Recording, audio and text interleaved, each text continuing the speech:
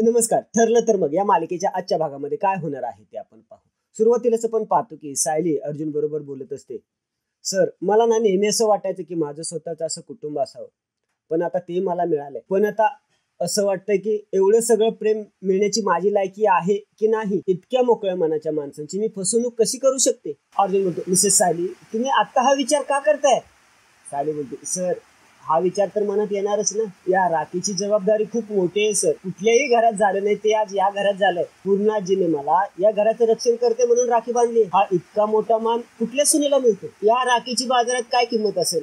50-100 रुपये. त्या विकणाऱ्यालाही माहित नसेल, पण माझ्यासाठी या राखीची किंमत करोडो रुपयापेक्षाही जास्त आहे. म्हणून मला आता तीच भीती वाटते की मला या जबाबदारीचं ओझं पेलवेल की नाही. यावर अर्जुन बोलतो, मिसेस सायली, तुम्ही इतक्या पॉझिटिव्ह गोष्टींचा असं स्वतःला त्रास का करून घेते मला हेच कळत नाही. सायली म्हणतच बोलते, कारण माझ्या मनावर माझ्या प्रेमाचं ओझं आहे. ही नाती तेव्हाच आपली होतील जेव्हा तुम्ही माझे व्हाल. मी माझ्या मनातलं सांगून टाकू का सर. अर्जुन बोलतो, सांगा ना मिसेस सायली, सांगा. सायली बोलते, नाही काय नाही. आणि हा सगळा त्रास आपली केस संपेपर्यंतच आहे ना, म्हणून आता आपण फक्त प्रियाचाच विचार करूया. अर्जुन बोलतो, 1 मिनिट, आता तुम्ही काहीतरी वेगळंच बोलत होता आणि आता अचानक तन्वीचा टॉपिक का काढला. सायली बोलते, प्रियाचा विषय म्हणजे प्रियाला बोलतं कसं करायचं हा विषय. आणि मी प्रियाचा विषय नाही काढला, मी आपल्या केसचा विषय काढला. सर, या राखीचा मान जर मला ठेवायचा असेल ना, तर लवकरात लवकर आपल्याला आपली केस संपवायला हवी. इकडे तन्वी प्रतिमाच्या रूम मध्ये येते आणि बघते तर प्रतिमा झोपलेली असते. तन्वी जोरात बोलते, आई, तू अशी झोपूस कशी शकतेस ग. प्रतिमा उठून बसते. तुला तुझी मुलगी आठवत नाही याचा त्रास होत नाहीये का. हे लॉकेट बघ, नीट बघ. हे बघ, आठवतंय लहान असताना मी हे रोज गळ्यात घालून फिरायचे. प्रतिमा त्या लॉकेटकडे बघत असते. तन्वी बोलते, आता काय नुसती अशी बघतच बसणार आहेस का. उगाच आले मी येते, तुझ्याशी बोलण्यात काहीच एक अर्थ नाहीये. तन्वी जायला निघते. परत तिला काहीतरी आठवतं. ती प्रतिमा जवळ जाते आणि बोलते, तुला आपला ऍक्सिडेंट आठवतोय का. याच घरातून आपण निघालो होतो. रात्रीची वेळ होती, गाडी स्पीड मध्ये होती आणि अचानक ट्रक आला आणि धडम आपली गाडी दरीत कोसळली. मी जेमतेम कशी तरी वाचली आणि तू दरीत कोसळलीस आणि 20 वर्ष गायब होतीस. तू 20 वर्षांनी परत आलीस. तू इतकी वर्ष कुठे होतीस. बोल ना, इतकी वर्ष कुठे होतीस तू. कुठे होतीस इतकी वर्ष. हे बघ, तुला काही नाही आठवलं तरी चालेल, पण मी तुझी मुलगी हे तुला आठवायलाच हवं. तू 9 महिने मला पोटात वाढवलेस ना. ते म्हणतात ना काहीतरी, मुलगी आई अशी नाळ जोडलेली असते. मग आठवत का नाहीये मी तुला. मीच तुझी मुलगी आहे, आठव. सायली जोरात प्रियावर ओरडते. प्रिया. सायली प्रियाला तिथून ओढून उठवते. सायली बोलते, हे काय चाललंय तुझं. हे असं वागून तुझी त्यांना ओळख पटणार आहे का. आणि तुला हे दिसत नाही की याचा त्रास होतोय त्यांना. तन्वी बोलते, मी माझ्या आईशी कसं वागायचं तू हे नको मला सांगूस. तुझ्यासारख्या माणसं चोरण्याला बाईला तो हक्कच नाहीये. नाहीतर काय, आधी अर्जुनला माझ्यापासून चोरलंस, आता आईला चोरतेस. सायली, तू इतकी कपटेस ना की तू मुद्दाम माझी माणसं माझ्यापासून तोडतेस. तू नाही घेतलं नाही. प्रिया सायलीला बाहेर ढकलते. मला बोलायचंय माझ्या आईशी. प्रिया परत प्रतिमा जवळ जात. आई, बघ ना माझा चेहरा बघ. आठवतोय का तुला माझा चेहरा आठवतोय. बघ माझा स्पर्श बघ. प्रिया प्रतिमाचा हात हातात धरते आणि जोरात दाबत असते. बघ माझा स्पर्श बघ. आठवतोय तुला काय स्पर्श माझा. हे लॉकेट बघ ना एकदा, नीट बघ.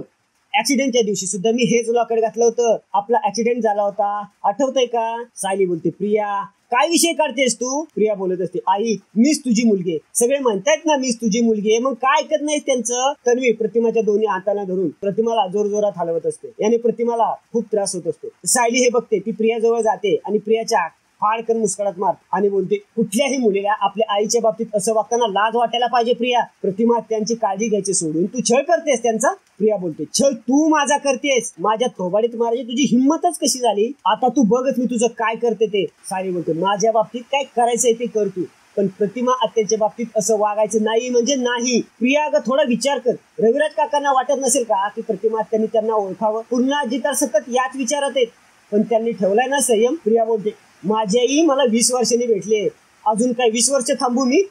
तिला आता कधी आठवते मुलगी तिची म्हणून. सायली बोलते, अगं 20 दिवस तरी वाट बघशील. प्रतिमा त्यांनी आत्ताशी बाबांना राखी बांधली, आत्ताशी आपल्यात मिसळतात, त्या आपल्यावर विश्वास ठेवतात.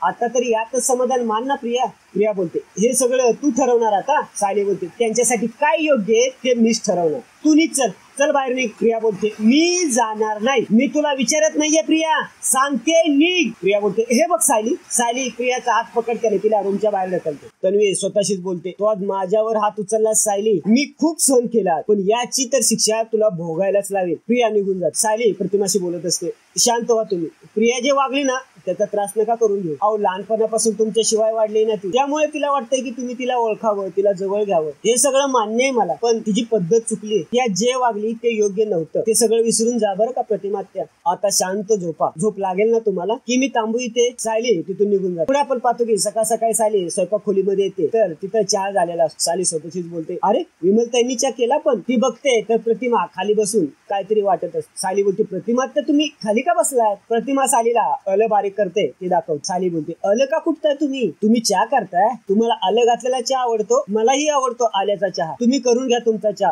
मी नंतर सगळ्यांचा करते. प्रतिमा खुलीने सांगते की मी सर्वांना चहा करते. सायली बोलते करा आपण सगळ्यांना सरप्राईज देऊ. पुढे आपण पाहतो की सकाळ सकाळी सर्वजण नाश्ता करण्यासाठी जमतात. अस्मी बोलते विमल कॉफी दे मला. सायली बोलते आज तुम्हा सगळ्यांसाठी एक खास सरप्राईज आहे. रविराज बोलतो कसलं सरप्राईज. सायली बोलते कळेल. सायली सर्वांना चहा देते. अर्जुन चहा बघून म्हणतच बोलतो आज चहा.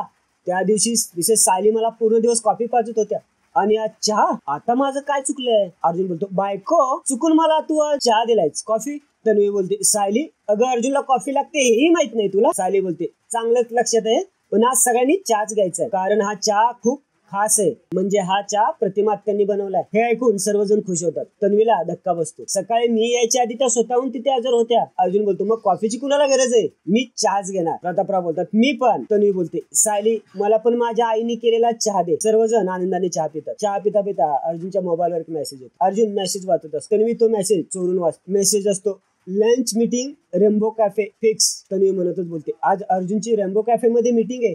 सायलीने आज माझ्या कानफाडात वाजवली ना, याचा बदला घ्यायची हीच वेळ आहे. अर्जुन सायलीला बोलतो बायको प्रतिमा त्याला सांग चहा खूप छान झाला. अर्जुन बोलतो मी निघतो आता आणि तो बाहेर निघून जातो. विमल बोलते सायली ते अहो दादा डबा घेऊन जायला विसरले. सायली बोलते हलकत नाही विमल ताई, मी नंतर जाईन घेऊन. रविराज बोलतो सायली हा असा अलग घातलेला चहा बऱ्याच वर्षांनी प्यायलोय, अजून एक कप मिळेल का. सायली बोलते देते ना काका. सायली रविराजला कप भरून आणून देते. पुढे आपण पाहतो की सायली स्वयंपाक खोलीमध्ये अर्जुनसाठी डबा भरत असते. तिथे तन्वी येते बोलते काय करतेस.